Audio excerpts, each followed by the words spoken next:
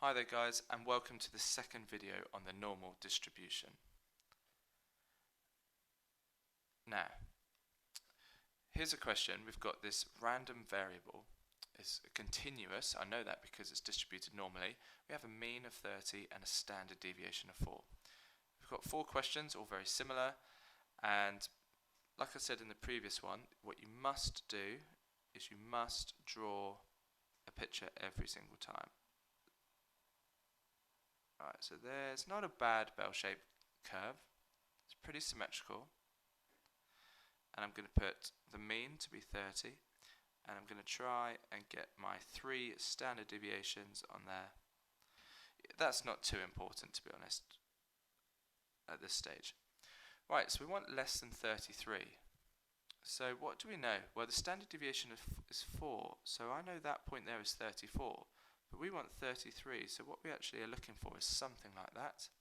And we want all the values that are less than. Well, that's not that simple now.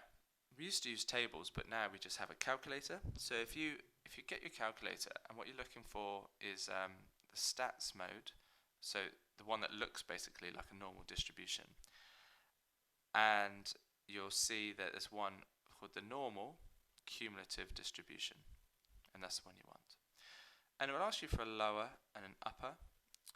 Now 30 is the mean, and then it goes down to by 4 each time, so you've got 26, 22 and 18. If you put 18 as the lower, you're actually ignoring 0.1% of the data, so don't do that. What you're going to do is probably just put 0. So for the lower end, just put 0.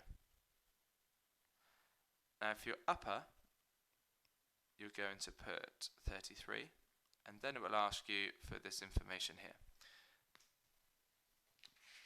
Now if you put those in, you get 0.7734. That's the 4 decimal places. Okay, so that's A. So let's just shove that over there, and let's draw another one. So maybe if I start with, that's probably a better technique, is to start with the curve. Right, let's put our 30 on. X. This time we want greater than or equal to 24. Okay, so do you remember in the last video I said you don't have to pay too much attention to these signs? So yeah, don't worry about them.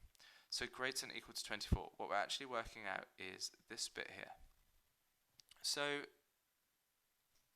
from the binomial, you should be pretty happy that this is the same. This bit here that we want would be 1 minus, sorry, this bit in here that we want would be 1 minus this little bit here. So we could go less than or equal to 24. And that's helpful because our tables, which we don't have anymore, but the cumulative distribution is up to and including a point. So we could work out that and do 1 minus, because everything under this curve, the total area is 1.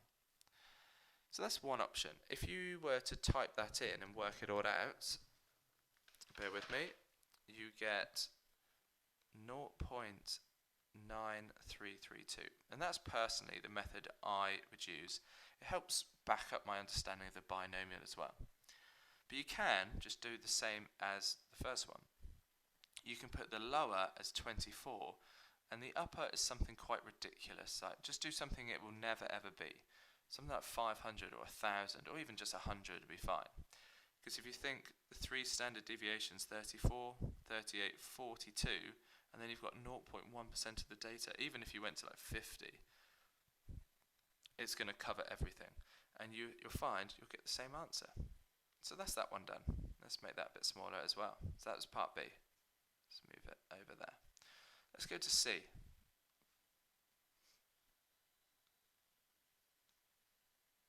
Yeah, much better. Getting good at this now. So that's 30. Always show the mean. And we're going to 38.2. So I'm going to put that right over here.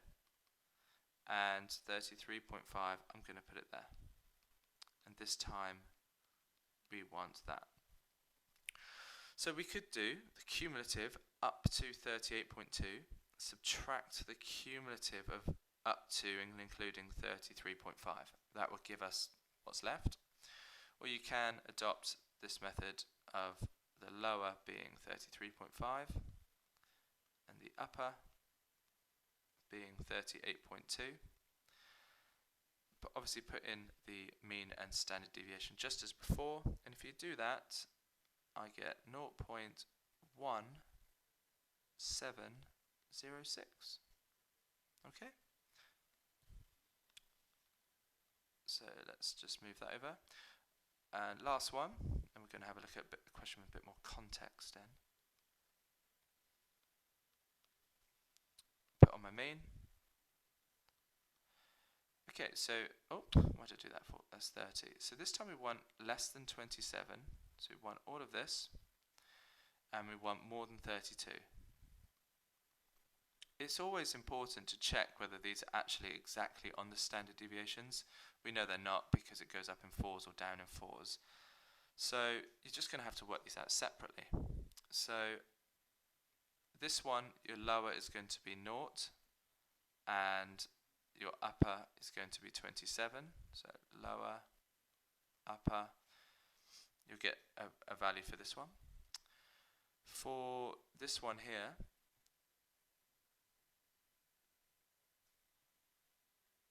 you could do it in two ways. You could put the lower as 32 and the upper as 100 or something.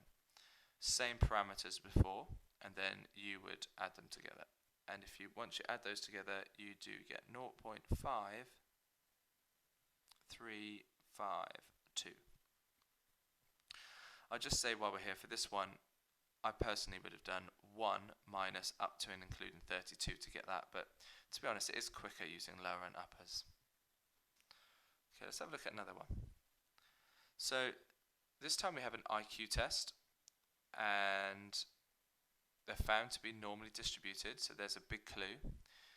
If you weren't sure on how the IQ test is measured, obviously that means it's continuous. And we've got the model with the two parameters. You can see here it's given us a standard deviation, not just variance. And an adult scoring more than 140 is classified as a genius.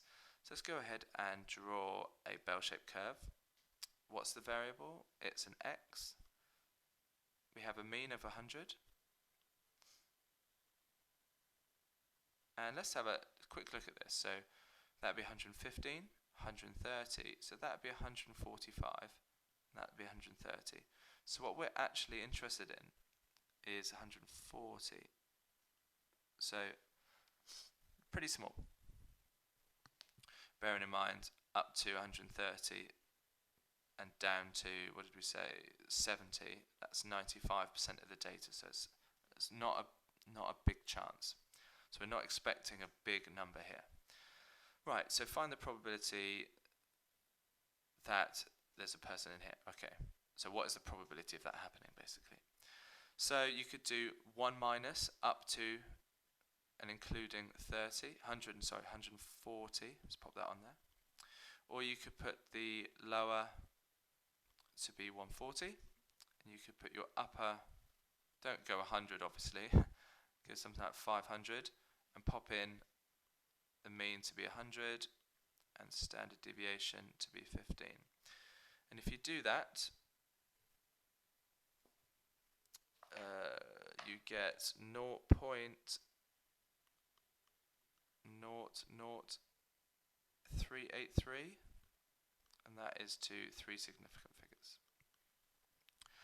Okay, now this is interesting. So part B, it says 20 adults take the test. 20 adults, that's a discrete value. So what this is telling me is I need to have a new random variable, and this time it's going to be discrete, so I can't choose x. I hate using y's because they always end up looking like x's. So let's go a's for adults. B, the r dot v dot. So the number of adults with IQ greater than 140 or equal to. Because it's find the probability that 2 or more are classified as a genius, so they have to be in this bracket. So then A is distributed normally, A is distributed binomially with a sample size of 20 and a probability of 0.0383. Okay, and we want the probability that, what is it, 2 or more, so greater than or equal to 2. Our tables aren't set up for that, our calculator isn't set up for that, so we have to do 1 minus x is less than or equal to 1, and that's why I don't like using the lower, lower and upper method like this up here, because it interferes with my understanding of this previous topic. Did I work that out? No, yes I did. So I believe that value there is 0.9973. So when we do that, we get 0.00266. We're expecting a really small number. It is really small. So that's pretty good logic to apply. Okay, so I hope that makes sense. Now it's your turn to go away and try. And then tune in, because there's loads more to cover on the normal distribution.